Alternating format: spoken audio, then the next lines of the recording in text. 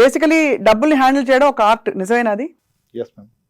అందరికీ వచ్చే క్వశ్చన్, చిన్నప్పుడు అయితే మా తాతగారి టైంలో అయితే పొదుపు చేయి దాచుకో ఎక్కువ అని స్ట్రెస్ చేసేవారు. ఇప్పుడు it is a day of spending. So ఈ రెండింటిని అసలు ఎలా బ్యాలెన్స్ చేసుకోవాలి మనీని? మన భవిష్యత్తుని నిర్ణయించేది మనం సంపాదిస్తున్న మనీ కాదు, మనం పెడుతున్న పెట్టుబడులు. మీకు ఎంత వచ్చిందని కాదు, దాన్ని ఎలా ఇన్వెస్ట్ చేశారనేది మన ఫ్యూచర్, మన కిడ్స్ ఫ్యూచర్ని డిసైడ్ చేస్తుంది. అవును.